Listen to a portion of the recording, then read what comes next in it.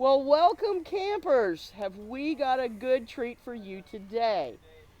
I'm Sheila Dunning with the Okaloosa County Extension Office, and with me today we have Rick, the reptile guy, and current co-owner of Emerald Coast Zoo here in Crestview, Florida.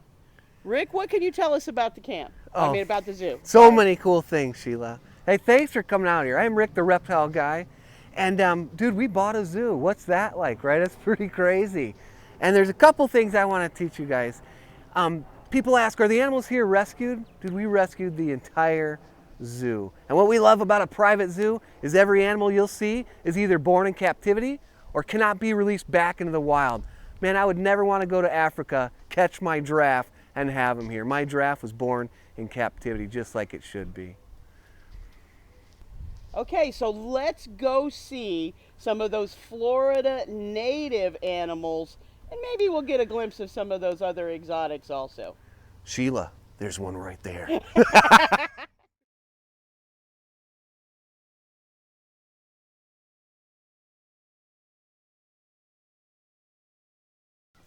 One thing I love about Florida is the black bears. Man, there are black bears all over the place here. And usually I see them right where the sign says they're crossing the road, right on the highway. Those guys know what they're doing when they put those signs out there. Bosley is a very special little bear to us. He's only weeks old. I'm hoping you can see him in there. And this little baby black bear would stay with his mom for up to a year. Now again, at the zoo, all of our bears are born in captivity.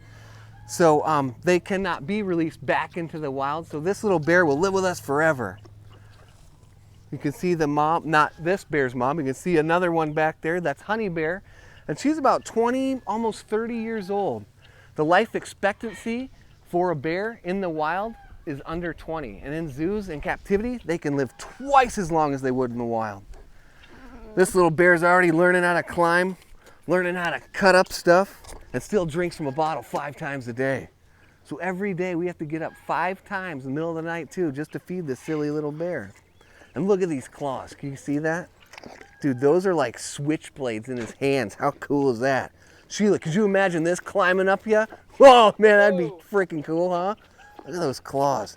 When they're really big, it's not just the mouth you have to worry about, it's those claws. That's what they'll get you with. They'll hit you with like that.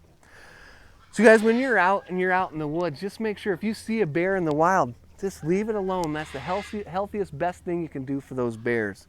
Always hide your food from them and never try to feed anything like this in the wild. Only in captivity would you want to feed a bear. And we only feed them microphones, right? Is that your fancy microphone that he's eating? Good job, boss. You can eat that microphone. One cool thing about bears is their bare feet. Look at this. Look at this little bear's feet. How cute is that? Look at your cute little bare feet. Now, if a bear was wearing shoes, would he still have bare feet? Oh, look at that, boss. Cutest little feet in the world. You're a good bear.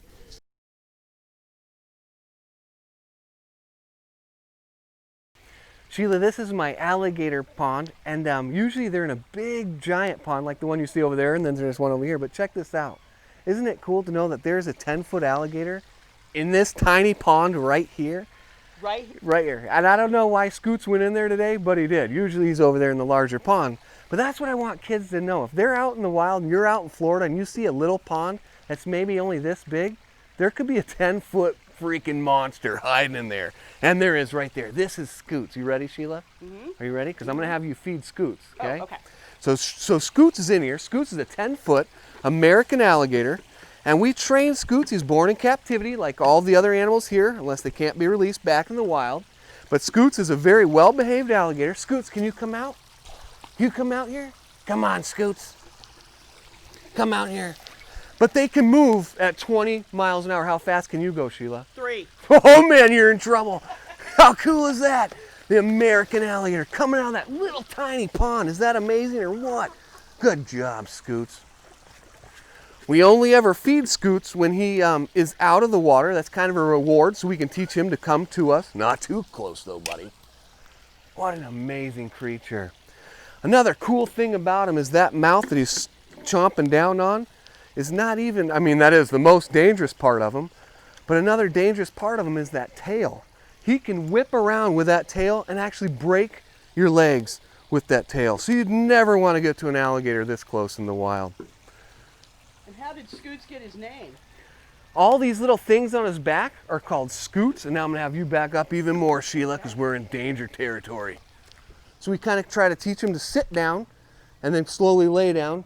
Tarzan's better than I am. But you can see he's backing up and kind of sitting there. Now, working with these animals every day in a zoo, you can get them to do these different things. It's really cool. Can you stay there, Scoots? Tarzan, come around the back and show him that tail. Show him why his name is Scoots. If I get him concentrated on me, get him a hold there, Tarzan can mess with his tail a little bit, and he'll kind of mimic like a vet coming in here and taking some blood and poking it a little bit with his keys. And that way we can draw blood right from his tail, and the vets can work with him. How cool is that? Did you know that an alligator never had cancer? Wouldn't that be amazing if we can solve some cancers by animals like this, by drawing their blood? And at any moment, this alligator could whip that tail around, push Tarzan right in the water, and swallow him. We're out of food, buddy. You're all right. You're all right. Watch out, camera guys. What a cool creature. American alligators. Now, the American alligators, they can go a whole year without eating. How long do you kids go? A couple hours and you get grumpy? The American alligator can go a whole entire year. We feed him only in the warm summer days like this, and then he'll eat maybe 10, 15 pounds at a time. Another cool thing about him is their eyelids. If I touch his eye and you see he's got that eyelid right there, he can shut that one, and then another one comes. He's got two eyelids right in his face. It's like his goggles. When he goes underwater, he slams his goggles on. It's really cool. All these little scoots on the back of him, the ones right between his eyes right here are so powerful. I am not a hunter. I've never hunted anything before, but sometimes hunters like to hunt these guys, and they can't even shoot through his head right there because it's bulletproof. How cool is that? You're a good boy, Scoots. If I bring his mouth up here, can you come up? Can you come up here? Inside his mouth, I don't know if you can see that or not, but he has a tongue, but it's stuck to the bottom. Alligators cannot stick their tongue out of their mouth, and they don't have any lips. So the only thing that stops them from drowning is when they swim through the water, there's a special muscle in the back of his throat that stops him from drowning. Just an amazing creature, man. When God built this animal, he built him right. Not that he's ever done anything wrong. Scoots. They can get to 18 feet. He's still a baby. Lived to be 100 years. Scoots is probably 15.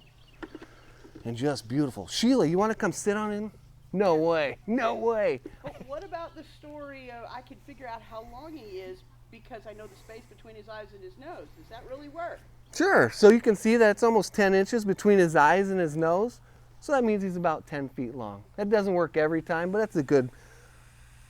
Hear him hissing? Another cool thing about that is only 10 inches of him sticks out his nose and then his eyes, and then there's the other 10 feet of him hiding below that swamp. That's pretty cool. I think the American alligators have to be the coolest thing living in Florida. And I got a wife and 3 kids. You're a good boy, Scoots. Tarzan really is.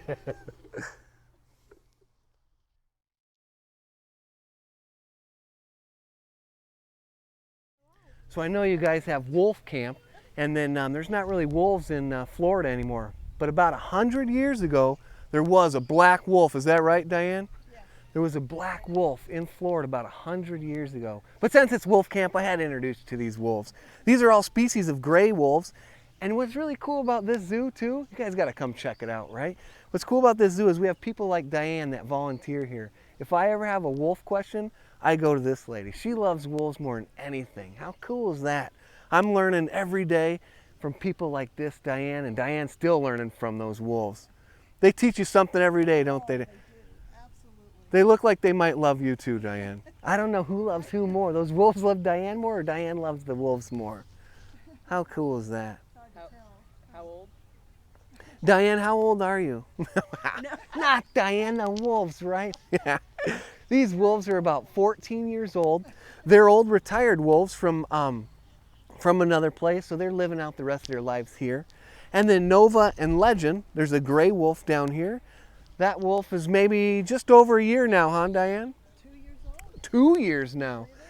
And Legend has a really special story too. This is cool. Legend is a little white one. I don't even see him in here. Oh, he's hiding in the corner.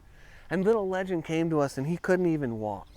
And our vet said, man, I don't think this wolf is going to make it. You might have to put it down. Diane was like, no way, we're not doing it. We're going to save this wolf. They took that wolf home every day and started swimming with it till it got its muscles back. And now that wolf is 100%. And it was only because of people like Diane and Diane's friend Vicky that saved that wolf's life. Way to go, Diane. You're awesome. You know there's other animals at the zoo, right? Not just wolves? Yeah. She doesn't care. She loves wolves. Thanks for letting me come out to wolf camp, guys. I hope you had as much fun as we did.